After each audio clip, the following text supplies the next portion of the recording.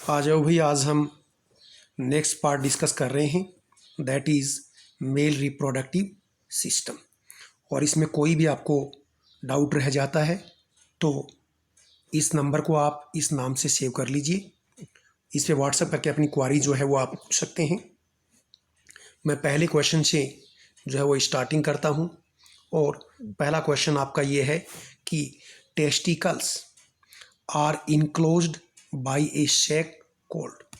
जो टेस्टिकल्स हैं, टेस्टीज हैं, इन टेस्टीज के चारों तरफ एक प्रोटेक्टिव कवरिंग होती है। ये जो प्रोटेक्टिव शेक है इसका नाम क्या है? तो इसका नाम स्क्रोटम है।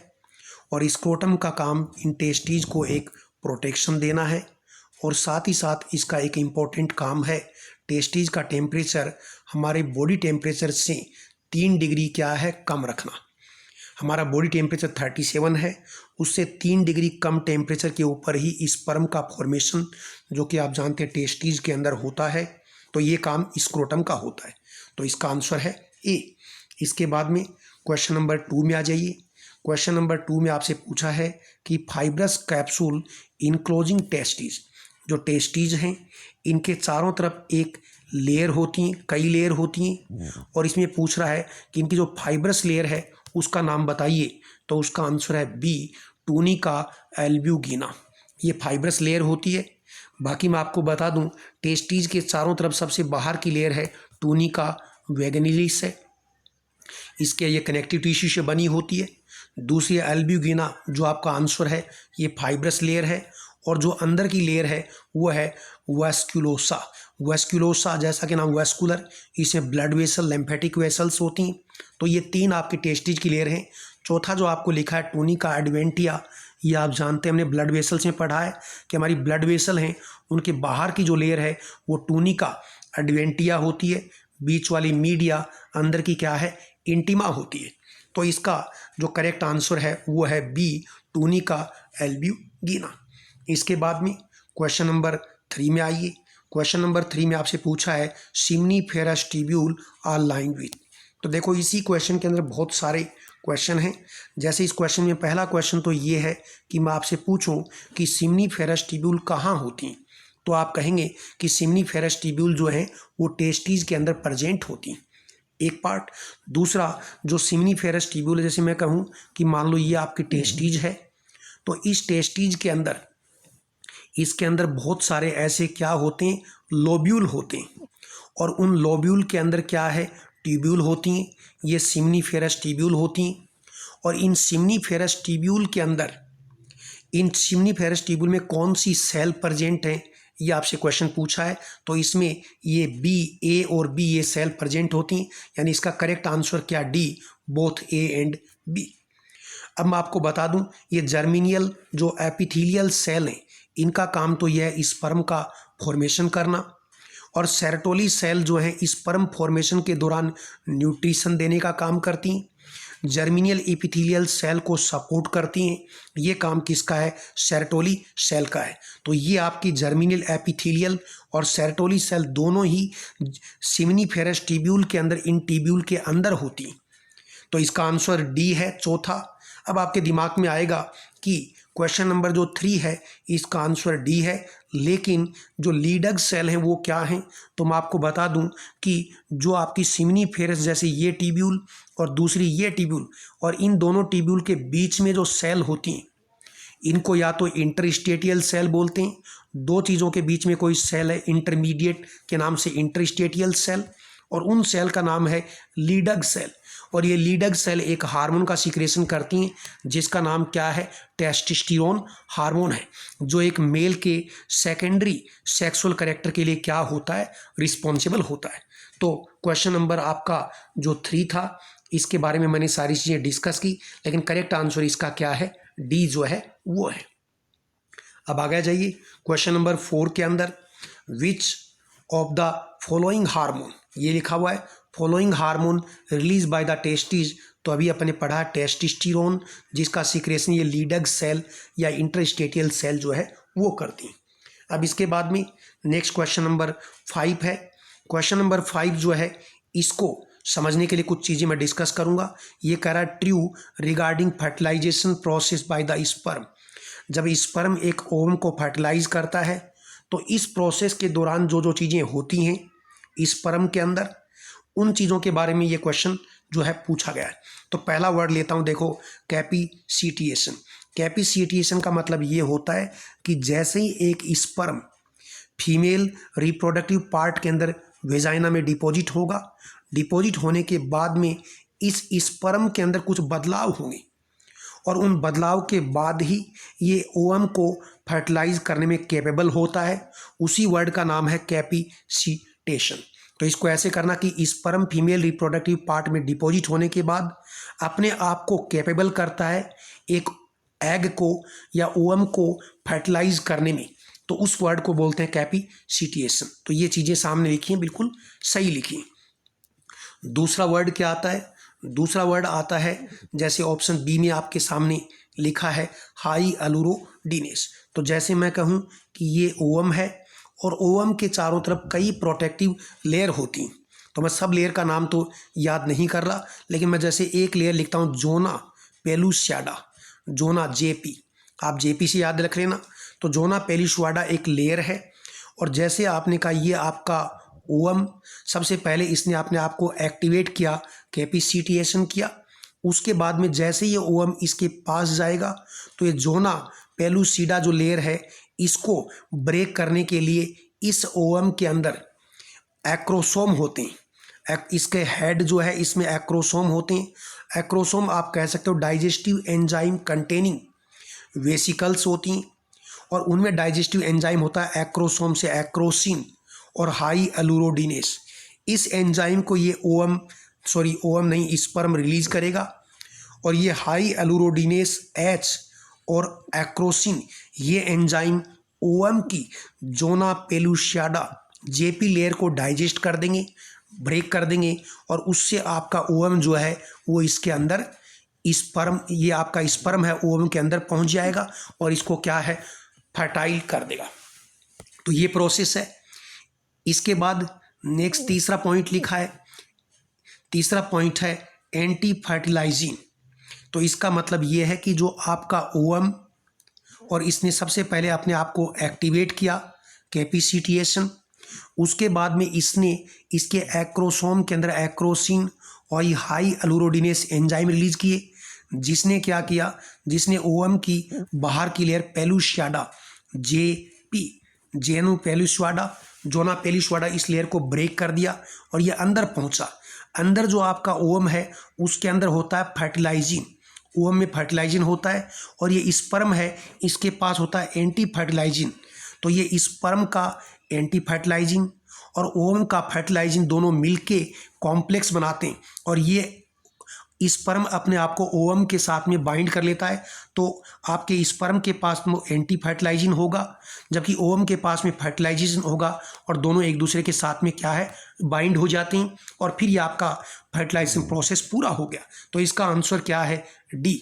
तो मैंने 3-4 बातें सिखाई हैं। सबसे पहले मैं क्वेश्चन करूं कि ओवम का जो है एक्टिवेशन, स्पर्म का एक्टिवेशन कहाँ होता है, तो कहेंगे फीमेल रिप्रोडक्टिव पार्ट में और उस वर्ड को बोलते हैं कैपिसिटिएशन। दूसरा मैं कहूँगा आपका स्पर्म का जो हेड है उसमें एक्रोसोम है, एक्रोसोम में क्या प्रेजेंट, डाइजेस्टिव एंजाइम जिनका नाम है हाइअलुरोडिनेस और एक्रोसिन। ये एंजाइम क्या करेंगे, तो कहेंगे ओवम की आउटर लेयर जो है, या एक लेयर बोल दीजिए, बोल दीजिए जोना पेलुसिडा, इस लेयर को ये ब्रेक करेंगे। चौथा क्वेश्चन मैंने कहा कि स्पर्म के पास क्या होता है, एंटी फर्टिलाइजिंग होता है और ये एंटी फर्टिलाइजिंग ओवम के फर्टिलाइजेशन के साथ में कॉम्प्लेक्स बना के ये ओवम के साथ में अपने आप को बाइंड करता है। तो ये इतने सारे क्वेश्चन इस कॉन्सेप्ट के अंदर थे। इसके बाद में थोड़े इजी क्वेश्चन लेते हैं। एक common terminal duct of reproductive and urinary system. तो लैंग्वेज थोड़ी घूमी हुई है, बाकी क्वेश्चन सिंपल है कि कौन सी डक्ट कॉमन है रिप्रोडक्टिव की और यूरिनरी सिस्टम की। तो हमारे रिप्रोडक्टिव और यूरिनरी सिस्टम का कॉमन पार्ट क्या होता है, तो आपको पता है यूरेथ्रा। तो यूरेथ्रा जो है इसी के थ्रू आपको पता है ये यूरिनरी ब्लैडर है, यूरिन बाहर निकलता है और इसी के थ्रू आपको पता है ये इजाकुलेटरी डक्ट होती हैं जो इसमें खाली होती हैं और सीमन का इजाकुलेशन करती हैं और इसी रूट से सीमन बाहर आता है, इसी रूट से यूरिन बाहर आता है यूरिनरी ब्लैडर से। तो तो ये common terminal duct of reproductive और यूरिनरी सिस्टम क्या है, दैट इज यूरेथ्रा। फिर आ जाइए क्वेश्चन नंबर 7 के अंदर। क्वेश्चन नंबर 7 में है फंक्शन ऑफ सेरोटोली सेल। तो मैंने अभी बताया था कि सेरोटोली सेल कहाँ होंगी, तो सिमिनीफेरस जो टिब्यूल हैं एसटी, इन टिब्यूल के अंदर एक तो जर्मिनियल सेल होती हैं, जर्मिनियल एपिथेलियल सेल जो स्पर्म बनाती हैं, और दूसरी होती हैं सेरोटोली सेल। तो सेरोटोली सेल जो हैं ये जर्मिनियल एपिथेलियल सेल को मैकेनिकल सपोर्ट देती हैं, ये ठीक है। दूसरा, ये सेरोटोली सेल जो है जर्मिनियल एपिथेलियल सेल को न्यूट्रिशन सप्लाई करती हैं, जिससे germinal epithelial cell sperm formation करेंगी। तो देखो, provide nutrition to spermatogenic cell. Spermatogenic cell का मतलब जो सेल स्पर्म बनाती हैं, और उन्हीं का नाम क्या, जर्मिनियल सेल। उनको न्यूट्रिशन प्रोवाइड करने का काम सेरोटोली सेल करती हैं। और तीसरा काम सेरोटोली सेल क्या बनाती हैं, ब्लड ब्रेन बैरियर बनाती हैं, ब्लड टेस्टिज बैरियर बनाती हैं, ब्लड एंड टेस्टिज बैरियर बनाती हैं। तो इसका आंसर क्या है, डी, ऑल ऑफ दी अब। तो ये क्वेश्चन आपको सिखाने के लिए था। इसके बाद में क्वेश्चन नंबर 8 में आ जाइए। Question number 8, each testes consist. तो इस टेस्टिज में, हर टेस्टिज में लोब्यूल होते हैं, कितने होते हैं, तो आप 200 से 300 बोल सकते हो। और क्लोज आंसर है ये डी, तो 250 से 300, 200 से 300 लोब्यूल होते हैं। और इस लोब्यूल के अंदर क्या होती हैं, सिम्निफेरस ट्यूब्यूल, और एक जो लोब्यूल है उसमें 1 से लेके 3 या 4 सिम्निफेरस ट्यूब्यूल जो है प्रेजेंट होती हैं। तो इच टेस्टिज कंसिस्ट, तो हर टेस्टिज में, हमारे 2 ही टेस्टिज होती हैं, तो एक टेस्टिज में कम से कम 250 से 300 लोब्यूल, और हर लोब्यूल के अंदर 1 से 4 या किसी बुक में 3 सिम्निफेरस ट्यूब्यूल जो है प्रेजेंट होती हैं। इसके बाद आ जाइए क्वेश्चन नंबर 9 के अंदर, pH of the semen is. तो सीमन का जो पीएच है वो स्लाइटली एल्कलाइन होता है, और स्लाइटली एल्कलाइन देखो, न्यूट्रल पीएच है 7.0, तो स्लाइटली एल्कलाइन कौन सा है, ये, तो ये आंसर होगा। यदि मैं इसको दूसरे वर्ड में पूछूं कि वेजाइनल कैविटी की पीएच क्या है, तो वेजाइनल कैविटी की पीएच 4.5 से कम होती है। तो दोनों अपोजिट हैं। देखो, सीमन की पीएच स्लाइटली एल्कलाइन, जबकि वेजाइनल कैविटी की पीएच क्या 4.5 से कम होती है। देन क्वेश्चन नंबर क्या है, क्वेश्चन नंबर 10 में आ जाइए। और क्वेश्चन नंबर 10 के अंदर है साइट ऑफ स्पर्म मैचुरेशन, यानी स्पर्म कहाँ मैच्योर होते हैं। अभी आपने बताया कि स्पर्म का फॉर्मेशन टेस्टिज के अंदर, और टेस्टिज में जो सिम्निफेरस ट्यूब्यूल हैं उनके अंदर, और उनमें जर्मिनियल एपिथेलियल सेल करती हैं। लेकिन स्पर्म मैच्योर कहाँ होता है, ये अलग बात है। तो मैच्योर होता है कहाँ, ईपीडी-डाइमस में।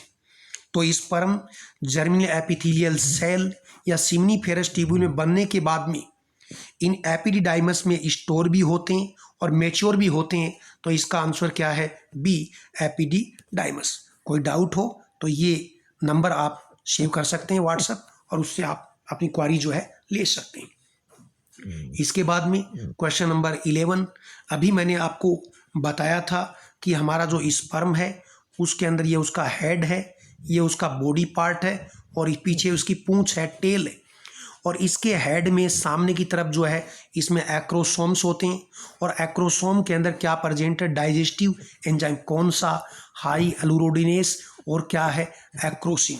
ये और हाई एलुरोडिनेस बहुत इंपॉर्टेंट है। और ये दोनों एंजाइम क्या करते हैं, ओएम की एक प्रोटेक्टिव कवरिंग है जेपी, जैसे किसी का नाम होता है जेपी, जे से जयप्रकाश, तो ये जेपी, जेडपी याद कर लीजिए, जेपी तो जेडपी, तो जोना पेलुशेडा, इस लेयर को ये क्या है, डाइजेस्ट करने का काम दोनों एंजाइम करते हैं। इसके बाद में इस मेल रिप्रोडक्टिव पार्ट का आखिरी क्वेश्चन, और ये मैंने मैचिंग का क्वेश्चन बनाया है कि मैच द करेक्ट कॉम्बिनेशन। तो देखो, कैपिसिटिएशन, इसका मतलब था कि कैपिसिटिएशन एक स्पर्म फीमेल रिप्रोडक्टिव पार्ट में डिपॉजिट होने के बाद अपने आप को एक्टिवेट करेगा, उसको बोलते हैं। तो पी का नाम है ये स्पर्म एक्टिवेशन प्रोसेस। और ये कहाँ होता है, कोई पूछे कैपिसिटिएशन कहाँ होता है, तो बोलेंगे फीमेल रिप्रोडक्टिव पार्ट में। तो पी का 2 आपको दिख रहा सामने, ये रहा। दूसरा मैंने एक्रोसोमल रिएक्शन अभी बोला था मैंने, स्पर्म का जो हेड है उसमें एक्रोसोम होते हैं, और उससे क्या रिलीज होगा, हाई एलुरोडिनेस और एक्रोसिन। तो यही एक्रोसोमल रिएक्शन है। तो क्यू का 1 ये भी ठीक है। इसके बाद स्पर्मेटोजेनेसिस, स्पर्म का बनना, तो ये आपका पी का 3 ये भी ठीक है।